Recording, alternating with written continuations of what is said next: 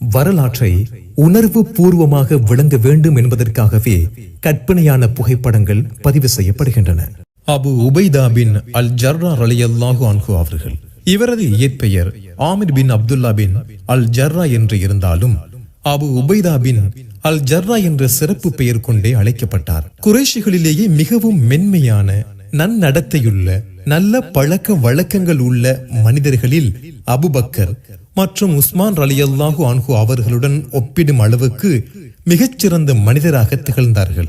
இவர் தனது நண்பர்களுக்கிடையில் மிகவும் மென்மையானவராகவும் போரின் பொழுது மிகவும் கடின சித்தம் கொண்டவராகவும் திகழ்ந்தார். உஹது போரிலே கலந்து கொண்டிருந்த பொழுது எதிரிகளின் தாக்குதலின் காரணமாக இறை தூதர் ஸல்லல்லாஹு அலைஹி வஸல்லம் அவர்களுடைய தாடையில் அவர்கள் அணிந்திருந்த தலை கவசத்தின் பகுதிகள் குத்திச் செருகி ரத்தம் வழிந்து கொண்டிருந்த பொழுது அவற்றை தன் பற்களினால் கடித்து இழுத்து இறை தூதர் அவர்களை நோவினையிலிருந்து பாதுகாத்ததன் காரணமாக இவர் தனது 2 பற்களையும் இழந்தார்.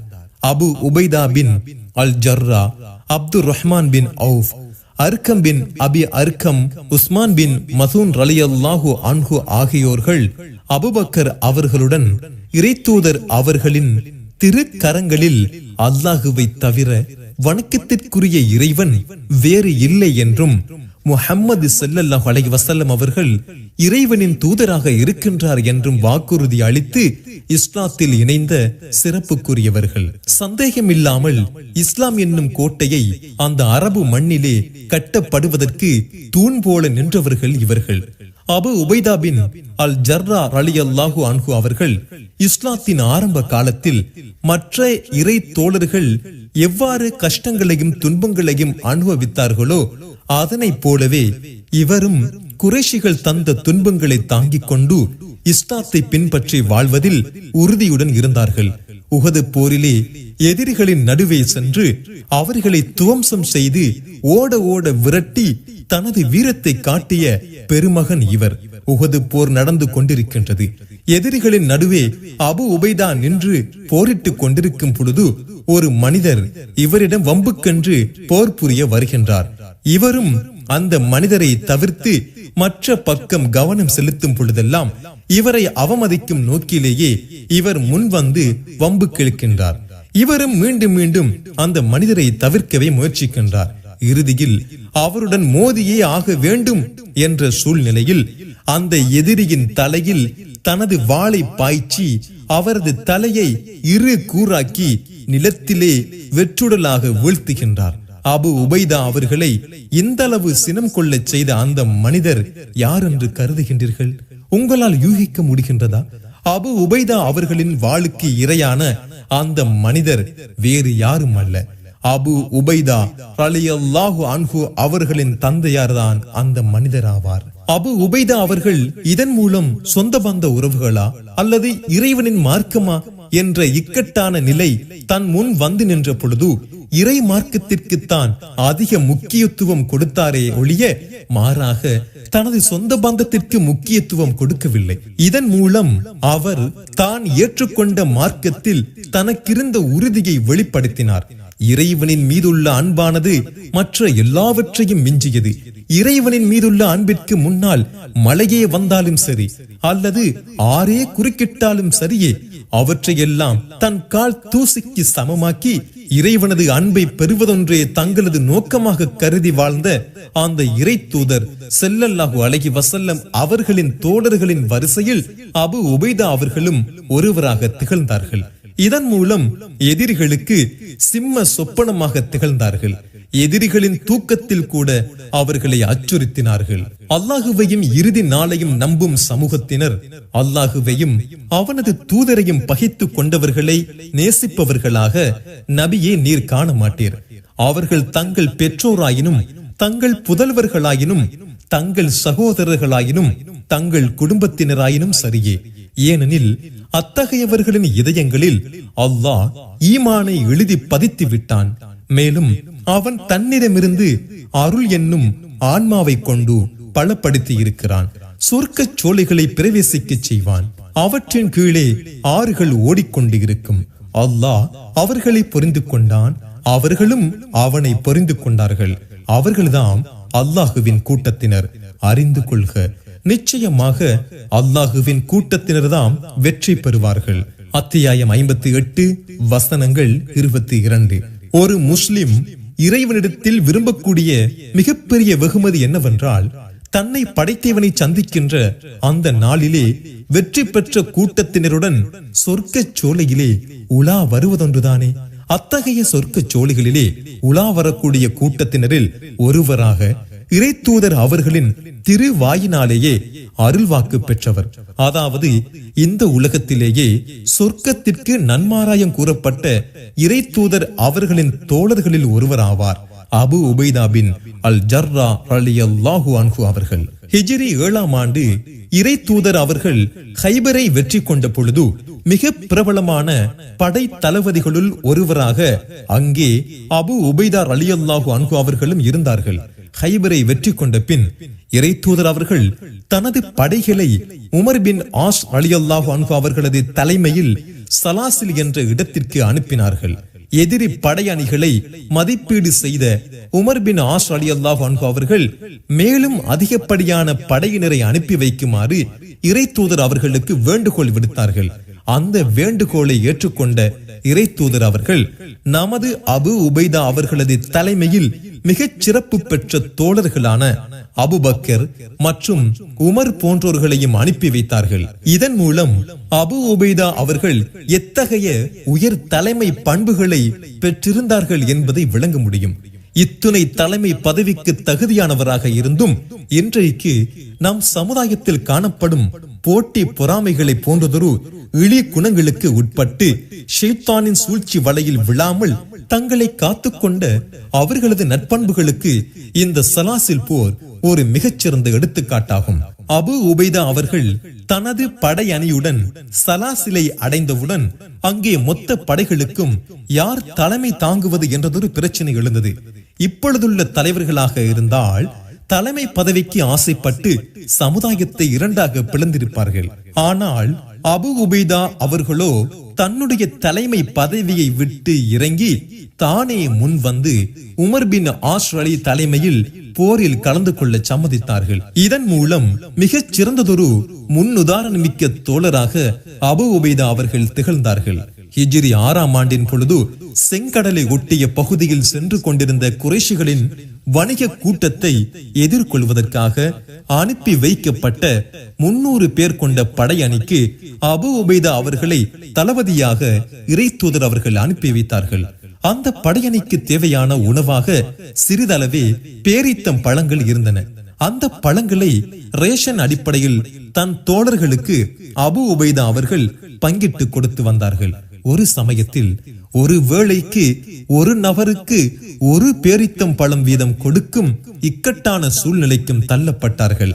அதனை அடுத்து அந்த படையணி கைவசம் வைத்திருந்த அனைத்து பேரித்தம் பழங்களும் தீர்ந்து போனதன் பின் அங்கு கிடைத்த இலை தலைகளை தின்று கொண்டு தங்களது வாழ்க்கையை நகர்த்திய அந்த படையணிகள் எந்தவித முக்களையும் முனகளையும் வெளிப்படுத்தாமல் தங்களுக்கு கொடுக்கப்பட்ட பணியின் மீது மிகவும் கவனமாக இருந்து தாங்கள் ஏற்றுக்கொண்ட பொறுப்பை நிறைவேற்றினார்கள். அப்பொழுது இவர்களது இந்த தியாகத்தை கௌரவிக்கும் பொருட்டு இறைவன் இவர்கள் பயணம் செய்து கொண்டிருந்த கடலின் ஓரம் ஒரு மீனை ஒதுங்கச் செய்தான். அந்த மீனை பிடித்து மொத்த படையணியினரும் தங்களது பசியை போக்கிக் கொண்டார்கள். இவர்களது இந்த பண்புகள் தவக்கல்து அலல்லாஹ், அதாவது இறைவனையே முற்றிலும் சார்ந்திருந்து அவனிடமே தங்களது அனைத்து அலுவல்களின் நன்மை தீமைகளை ஒப்படைத்து விடக்கூடிய பண்பை பறைசாற்றுவதாக இருந்தது. இதன் மூலம் அவர்களது ஈமானின் இறை நம்பிக்கையின் உறுதியை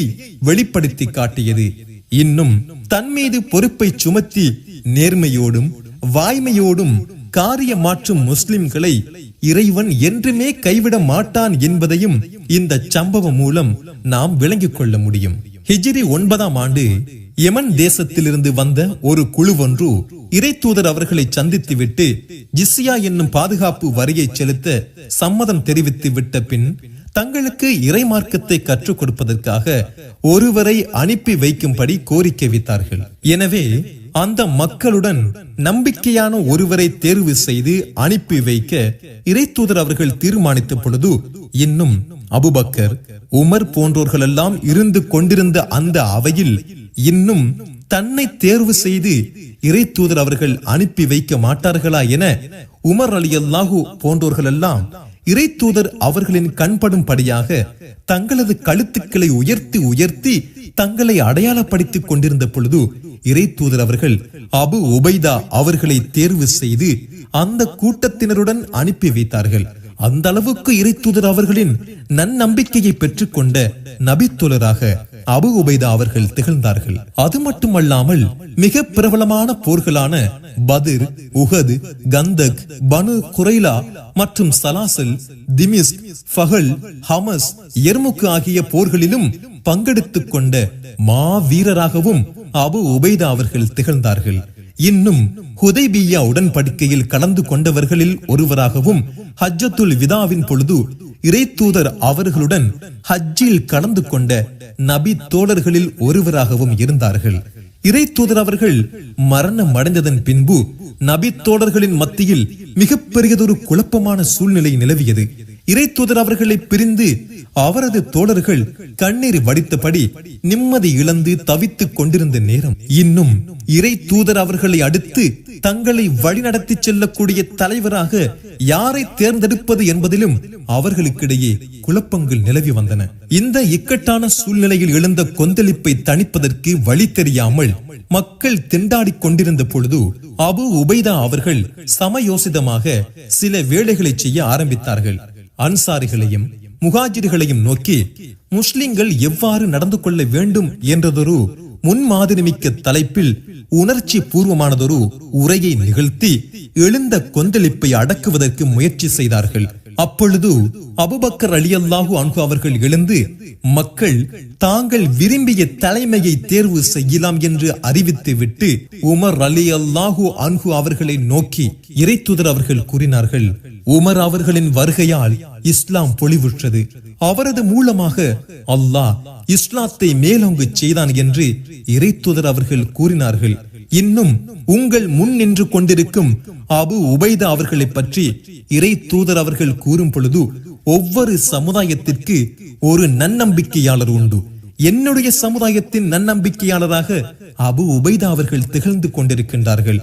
இப்பொழுது உங்கள் முன் மிகச்சிறந்த நாயக தோழர்கள் நின்று கொண்டிருக்கின்றார்கள்.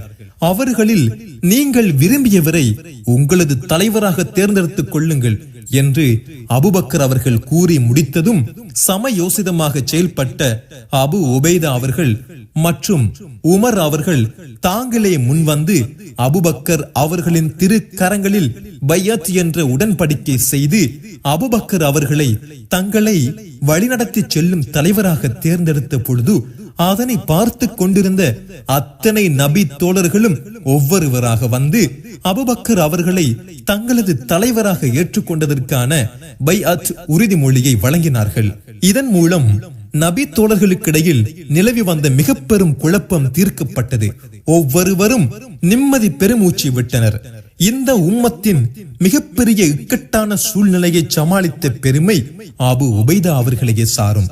அபு உபைதா அவர்கள் மிகப்பெரிய போர் படை தளபதியாக மட்டும் இருக்கவில்லை, மாறாக மிகச்சிறந்த அரசு தூதராகவும் ஆலோசகராகவும் குழப்பமான சூழ்நிலைகளில் மிகச்சிறந்த தீர்வை எட்டக்கூடியவராகவும் திகழ்ந்தார்கள். இந்த மிகச்சிறந்த நற்குணங்கள் தான் அவருக்கு அமீனுல் உம்மா, சமுதாயத்தின் நன்னம்பிக்கையாளர் என்ற கௌரவ பெயரை இறை தூதர் அவர்கள் மூலமாக ஈட்டித் தந்தது. இன்னும் அவர் உயிருடன் இருந்தால் அபூபக்கர் அவர்களுக்கு அடுத்த ஹலிஃபாவாக அபு உபைதா அவர்களையே நான் தேர்ந்தெடுப்பேன் என்று உமர் ரலியல்லாஹு அன்ஹு அவர்கள் கூறினார்கள் என்பதிலிருந்து எவ்வளவு மிகச்சிறந்த தகைமை பண்புகளை அபு உபைதா அவர்கள் பெற்றிருந்தார்கள் என்பது விளங்கும்.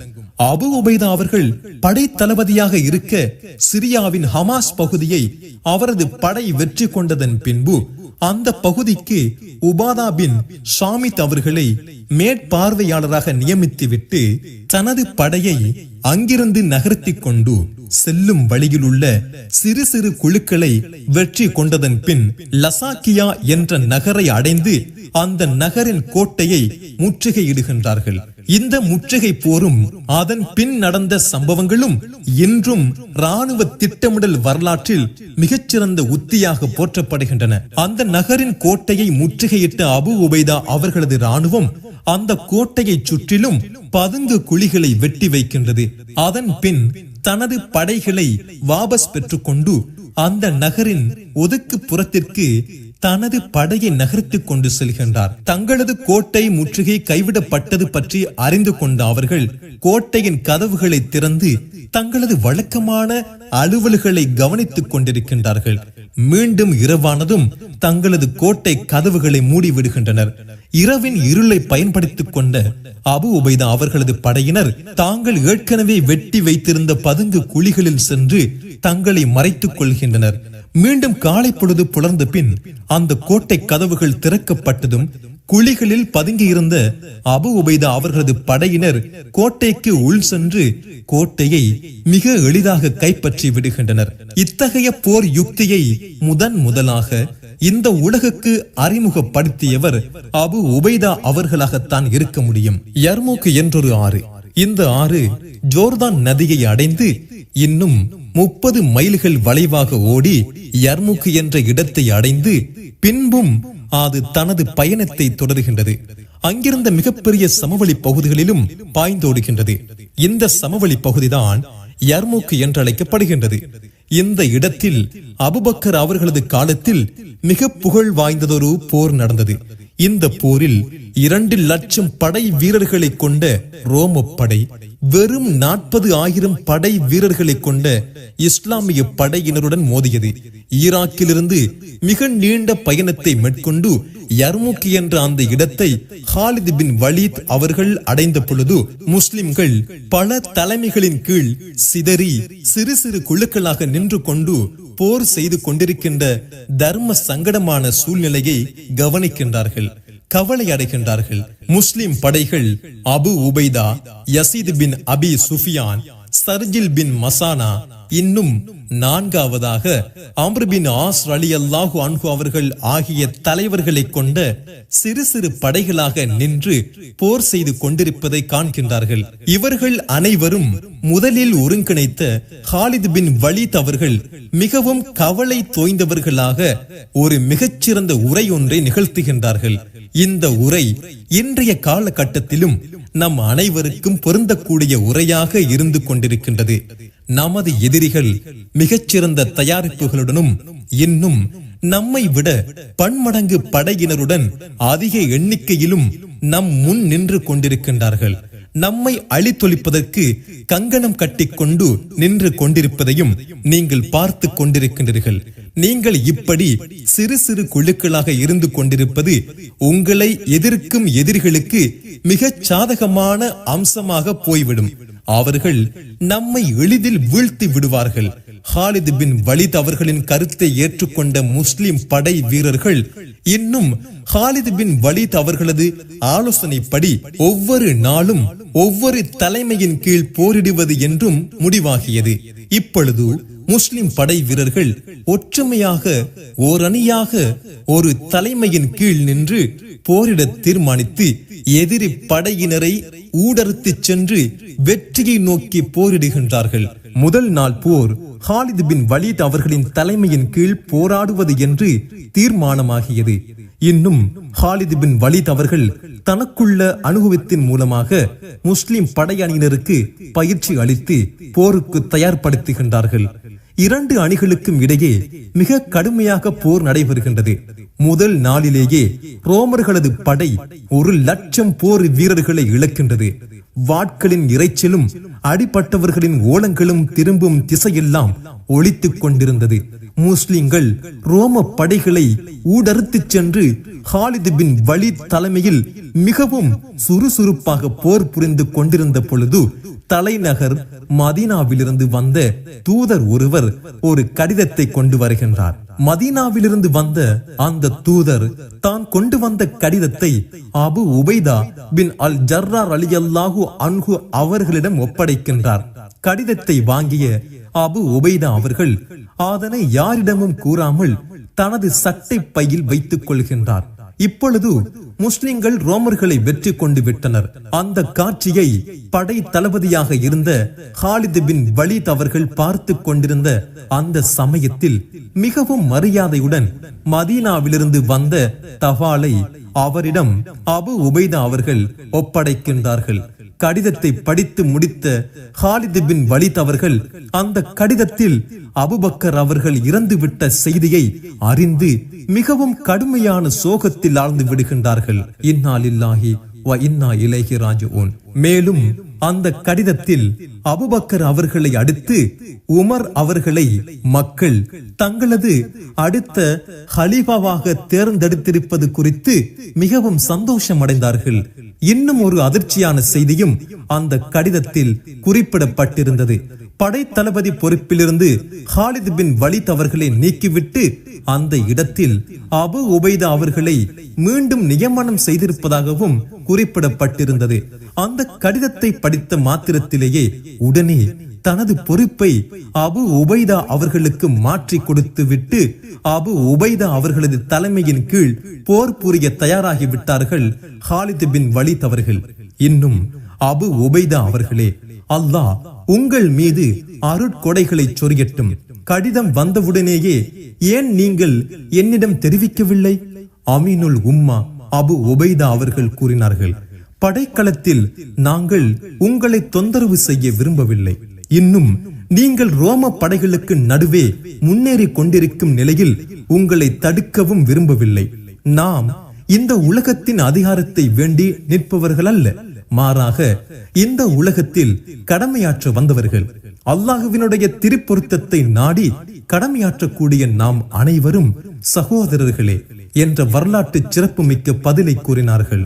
மிக கடினமான சூழ்நிலைகளின் போது தனக்கு கிடைக்கப்பெற்ற வழியே கிடைத்த அதிகாரத்தின் மீது கவனம் செலுத்தாமல் அமைதியாகவும் பொறுப்பாகவும் இருந்து கடமையாற்றிய இவர்களின் பண்பு மீண்டும் அவர்களை இறை தூதர் அவர்கள் வழங்கிய அமீனுல் உம்மத் என்ற பட்டத்திற்கு தகுதி வாய்ந்தவராகவும் அதனை நிரூபிப்பது போல் இருந்தது.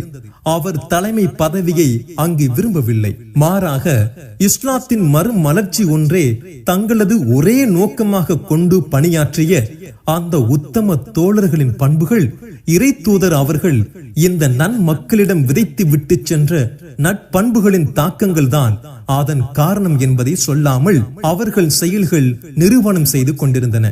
இன்னும் தன்னிடமிருந்து பதவி பறிக்கப்பட்ட பின்பும் ஹாலித் பின் வலீத் அவர்கள் எந்தவித மறுப்புமின்றி தன்னுடைய பதவியை மாற்றி கொடுத்ததும் இத்தகைய சிறப்பு பண்புக்குரியவர்களின் பட்டியலில் அவர்களையும் சேர்த்தது. இன்னும் நாகரீகம் என்றால் என்ன என்று கேட்டுக்கொண்டிருந்த அரபு குலங்களில் எத்தகைய சிறப்பு தகைமையை அந்த மக்கள் மத்தியில் இறை தூதர் அவர்கள் ஏற்படுத்தி விட்டு சென்றிருக்கின்றார்கள் என்பதையும் அவர்களது செயல்பாடுகள் மூலம் நாம் அறிந்து கொள்ள முடிகின்றது. டமாஸ்கஸ் நகரம் வெற்றி கொள்ளப்பட்ட பின்பு தளபதி அபு உபைதா ரலியல்லாஹு அன்ஹு அவர்கள் ஹலீஃபா உமர் ரலியல்லாஹு அன்ஹு அவர்களுக்கு ஒரு மடல் எழுதி அனுப்புகின்றார்கள்.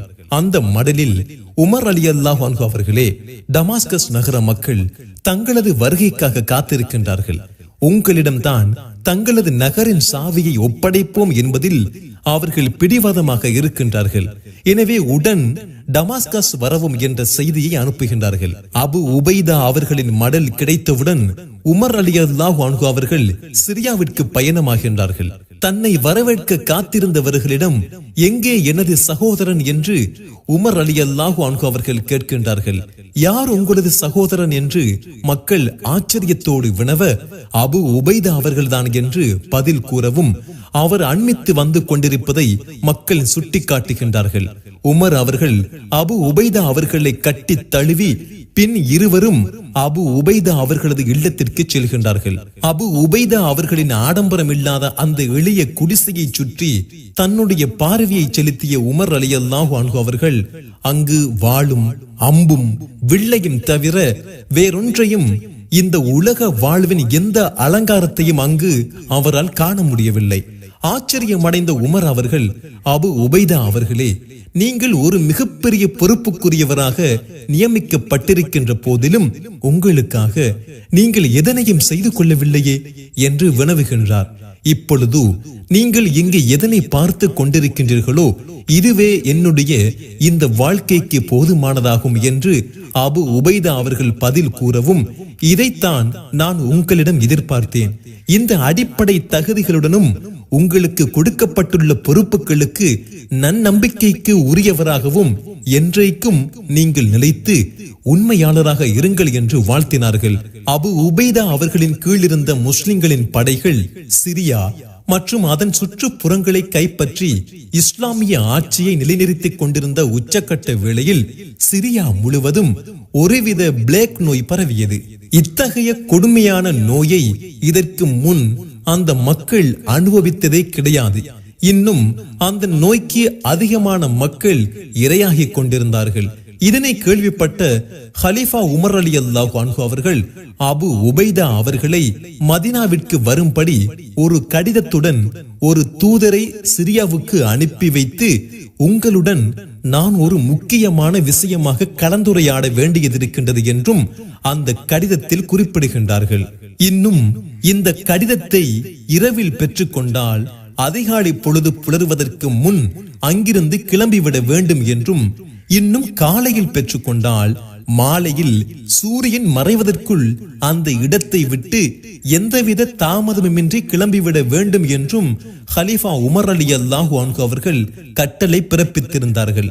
தனக்கு வந்த கடிதத்தை வாசித்து பார்த்த அபு உபைதா அவர்கள் தன்னிடம் எந்த விஷயம் குறித்து உமர் அவர்கள் பேசவிருக்கின்றார்கள் என்பது குறித்து உணர்ந்தவர்களாக அந்த கடிதத்தையே சோகமாக பார்த்து கொண்டிருந்தார்கள். உமர் அவர்களோ அந்த கடிதத்தின் மூலம் மீண்டும் இந்த உலகத்தில் பிறக்க இயலாத ஒரு மனிதரை உயிருடன் பாதுகாக்க முனைந்தார்கள். உமர் அவர்களே, நீங்கள் என்ன விஷயமாக என்னிடம் கலந்துரையாட விரும்புகின்றீர்கள் என்பது எனக்கு தெரியும். நான் முஸ்லிம்களின் படையணியில் இருந்து கொண்டிருக்கின்றேன். இன்னும் அவர்கள் இப்பொழுது மிக இக்கட்டான சூழ்நிலையில் இருந்து கொண்டிருக்கும் பொழுது என்னை தனித்து பிரித்து அவர்களை கையறு நிலையில் விட்டு வர நான் சம்மதிக்க மாட்டேன். இன்னும் அவர்களது முடிவும் என்னுடைய முடிவும் இறைவனுடைய கைகளில் இருக்கின்றது.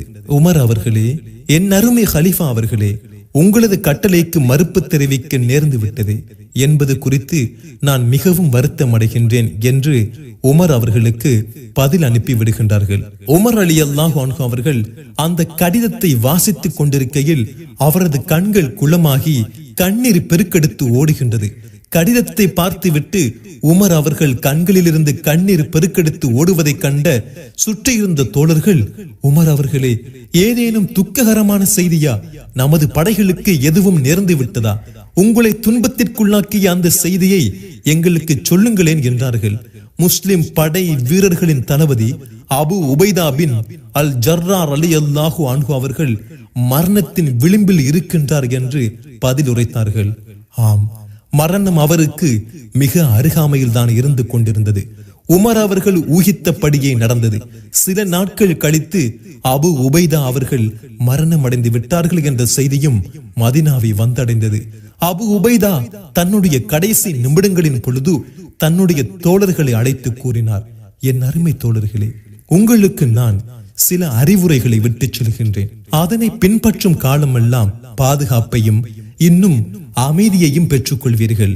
அவை தொழுகை அதற்குரிய நேரத்தில் நிறைவேற்றுங்கள், ரமலான் மாதத்தில் நோன்பிருங்கள், குர்பானி அறுத்து பலியிடுதலையும் இன்னும் தான தர்மங்களையும் செய்து கொள்ளுங்கள், ஹஜ்ஜை நிறைவேற்றுங்கள், உம்ராவையும் செய்யுங்கள், உங்களுக்குள் நன்மையை ஏவிக்கொள்ளுங்கள், உங்களது ஆட்சியாளர்களின் நலத்திற்கும் இன்னும் உங்கள் மீது நீதமாக நடந்து கொள்ளவும் விரும்புங்கள்.